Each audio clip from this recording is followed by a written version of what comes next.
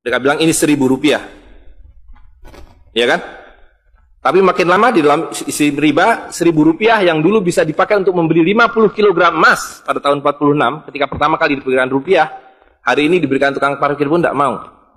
Maka mereka ganti gambarnya dengan Soekarno-Hatta, nolnya ditambah 2, menjadi 100.000. Yang 99.000 dari mana? Ya kan?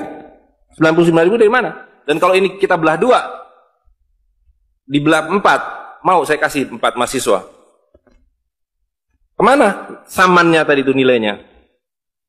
Ya, ini seperti sihirnya Fir'aun yang menjadikan tali sebagai ular. Nah, orang Amerika bilang, pedagang Amerika, saya juga punya kertas sendiri, namanya greenback.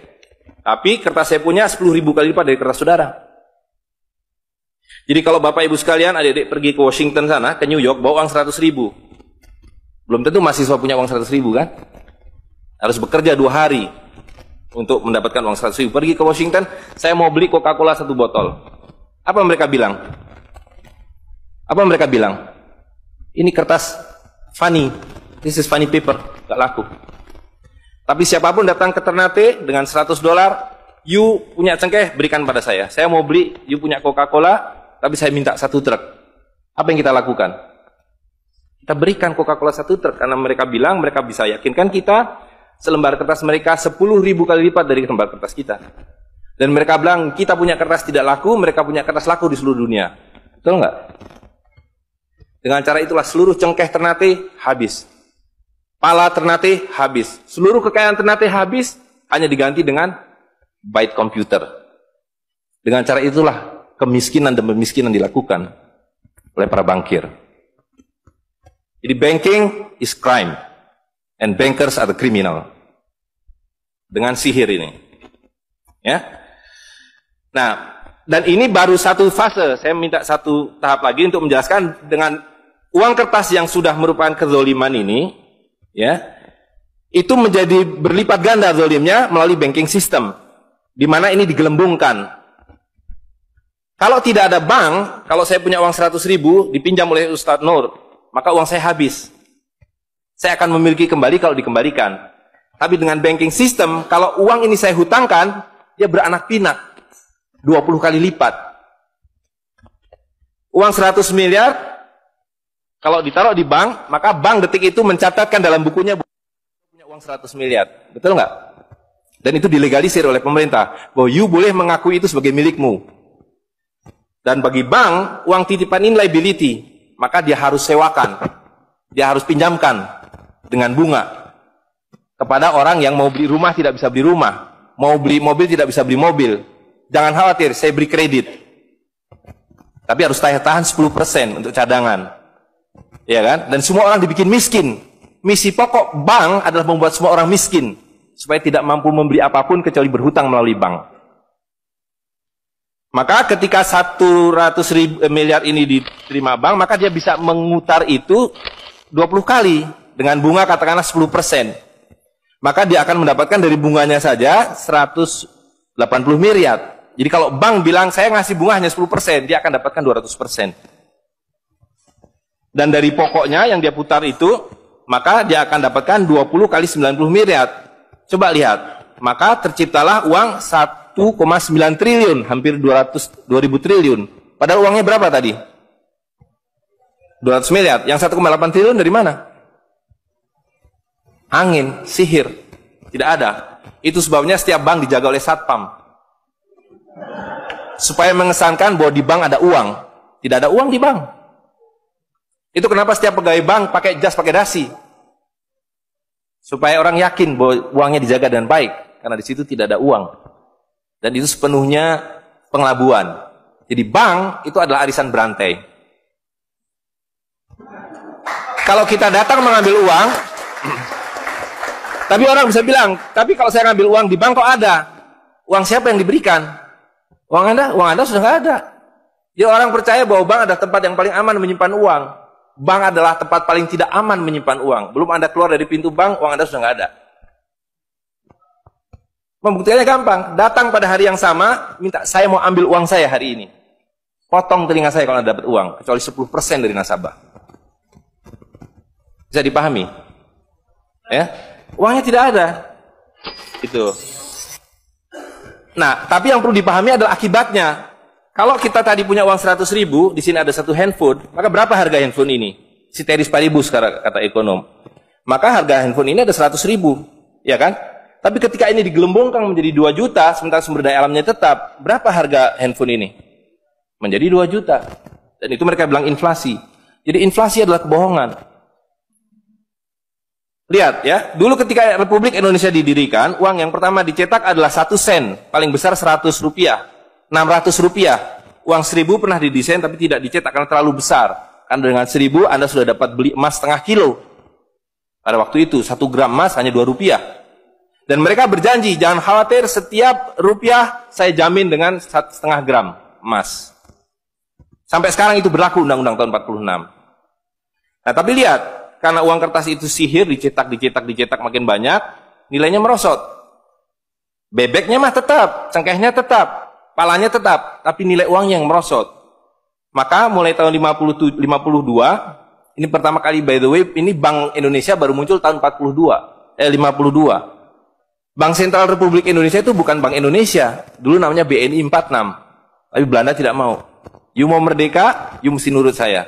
Hentikan BNI 46, ganti dengan bank saya, The Jeffers Bank, menjadi Bank Indonesia. Dan hentikan uang Republik Indonesia, ganti dengan uang saya, Guilders, yang kemudian berubah menjadi uang Bank Indonesia. Oke? Nah, begitu muncul tahun 52, rupiah sudah mulai tidak laku. Dibikinlah uang 1.000 rupiah. Ringkas cerita, tahun 57, uang 1.000 sudah mulai tidak laku. Dibuatlah 2.500 rupiah. Dibuatlah uang 5.000, pertama kali muncul 64, uang 10.000 rupiah. Pak Karno bilang kita sudah terlalu miskin. Maka uang 1.000 digunduli menjadi 1 rupiah yang disebut senering. Tapi tidak lama kemudian muncul lagi. Karena uang kertas adalah penipuan. Worthless. No value. Ringkas cerita, Pak Harto dibilang berhasil dalam pembangunan, dia bikin uang 50.000 rupiah. Dengan gambar Pak Harto dan kapal terbangnya. Tapi inilah ilusi yang lain. Inilah sihir yang lain. Semakin besar uang Anda bukan semakin kaya. Semakin uang besar Anda berarti semakin miskin. Bisa diikuti? Maka ketika terjadi krismon, rupiah makin tidak laku, harus dibikin uang 100.000. Dan sekarang uang 100.000 sudah mulai tidak laku. Ibu-ibu sudah komplain kalau pergi ke pasar dengan 100.000. Betul nggak, Bu? Sudah tidak bisa beli apa-apa ini. Maka mereka dua pilihannya. Pilihan pertama adalah mereka akan mencetak uang 200.000, 500.000. Tapi tidak mungkin. Komputer sudah nggak bisa menghitung. Kalkulator nggak bisa menghitung. Hang. Terlalu banyak nolnya. Pilihan kedua adalah digunduli nolnya, redenominasi. Jadi redenominasi itu bukan untuk mengatasi inflasi, tapi untuk menutupi inflasi. Jadi itu adalah pengelabuan di atas pengelabuan, di atas pengelabuan, di atas pengelabuan. Gitu. Ya. Jadi secara real, uang 100.000 ini dulu ketika Pak Harto masih berkuasa, menjelang jatuh itu, kalau dibelikan telur, dapat 50 kilo. Masih ada yang ingat gak, Bu? Kali ibu-ibu ingat pasti. 1 kilo telur harganya 2.000 rupiah. Begitu Pak Harto jatuh, dibilang ini gara-gara krismon, uangnya sama. Walaupun ini belum ada waktu itu, karena ini masih 50.000 aja udah besar waktu itu. Uang yang sama dengan telur yang sama, tiba-tiba dibawa ke pasar, saya mau beli telur. Bu, hari ini tidak dapat 50 kilo lagi. Hari ini cuma dapat 13 kilo. Karena daya belinya, telur sekarang 7.500. Dan hari ini, kalau di pasar Ternate berapa, Bu, harga telur sekilo? Hari ini. Di Jakarta 20.000. Dan telurnya sama. 1 kilo itu isinya 16 butir, 17 butir, 18 butir. Uangnya sama.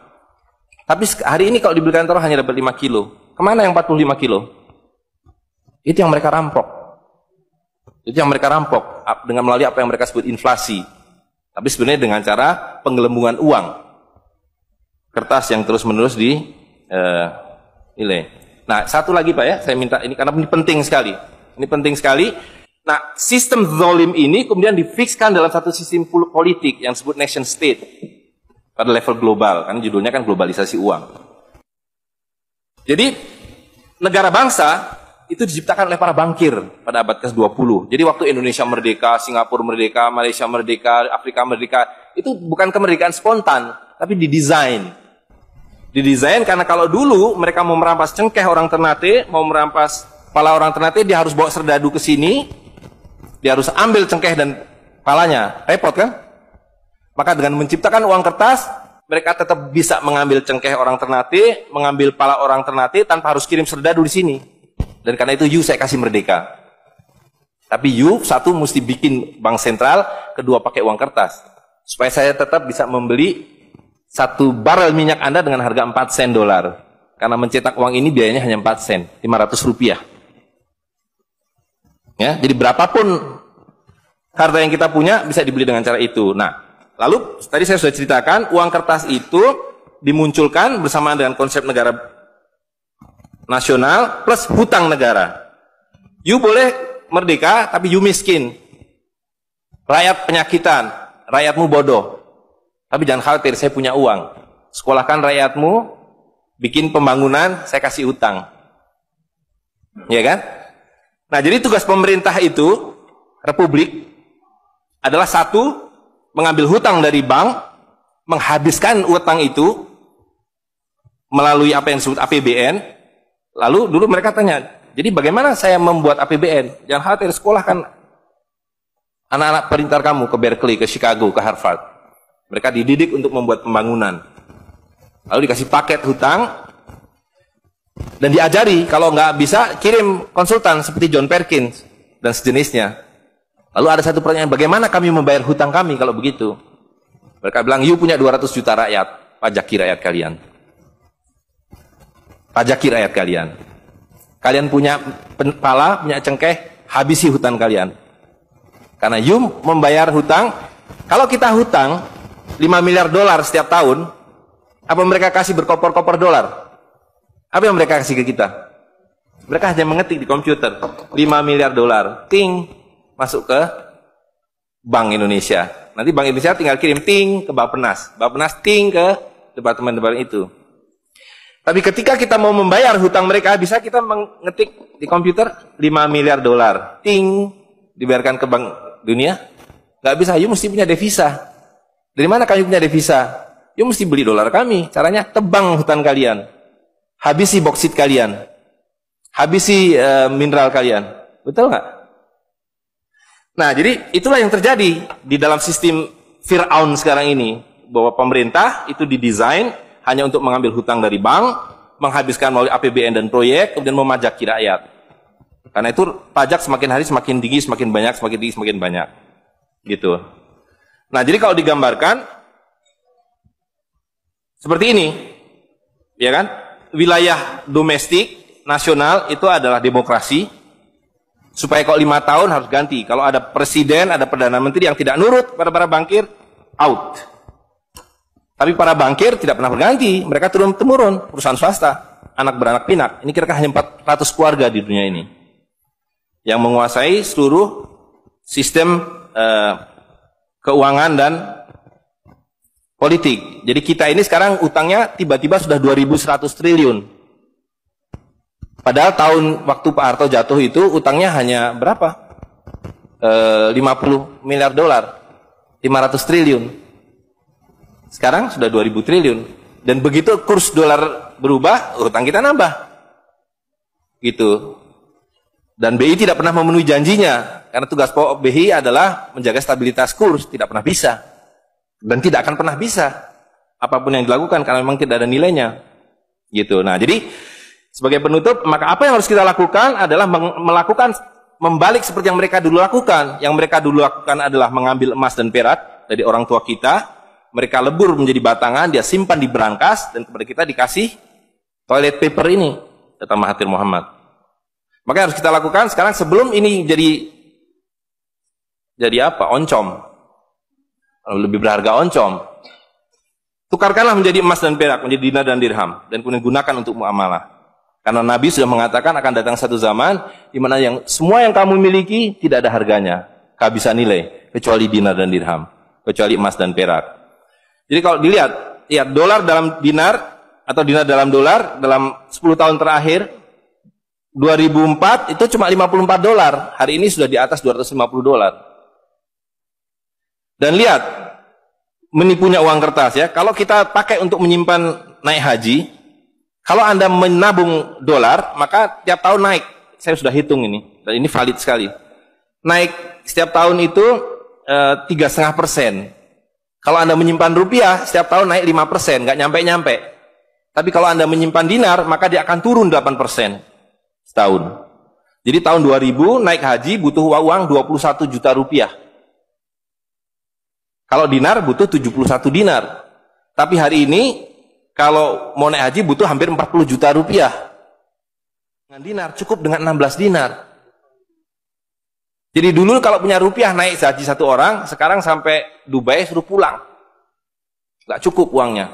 Tapi dengan dinar dulu naik haji satu orang, sekarang bisa naik haji 4 orang. Dengan kata lain, kalau Bapak Ibu sekalian serahkan cengkeh Bapak Ibu sekalian dan menerima uang kertas, Anda 4 kali miskin. Detik itu juga dalam konteks ini. Maka serahkanlah cengkeh dan katakan, saya mau serahkan cengkeh, bayar kami dengan dinar. Bayar kami dengan dirham. Saya serahkan pala kami, bayar kami dengan emas dan perak. Saya tidak mau uang palsu ini, uang-uangan ini. Saya mau uang yang sebenarnya, uang dari Rasul SAW. Ya, gitu. Dan harga minyak ini palsu semua. Dibilang minyak naik turun naik, tidak ada yang minyak naik. Kalau dengan dolar dia naik terus, tapi dengan dinar dia flat. Sekali lagi, bahwa sumber daya alam itu terbatas, maka alat tukar pun harus terbatas. Jadi ketika kita menggunakan kertas ini digelembungkan. Tapi ketika Anda menggunakan emas dan perak, ini sama. Maka sekali dia punya alat tukar, nilai tukarnya dari zaman Rasulullah SAW seekor kambing, hari ini 1 dinar dapat seekor kambing. Zaman Nabi dapat seekor ayam 1 dirham, hari ini dapat seekor ayam. Tidak ada yang berubah. Sekali lagi pemiskinan itu adalah dibikin oleh sistem. Dan tadi sudah disampaikan bahwa dari tahun ke tahun, di dalam slide yang sebelumnya dalam penjelasan itu, bahwa dinar dan dirham itu selalu dicetak oleh para sultan. Jadi lihat, ketika para sultan berkuasa, para sultan berikan emas dan perak pada rakyat. Para sultan kemudian disingkirkan, diganti oleh para bankir, emas dan perak mereka ambil, diberikan kertas. Itu yang terjadi dari abad ke-19. Maka alhamdulillah pada hari ini kita melihat bahwa kesultanan sudah kembali dengan dinar dan dirham.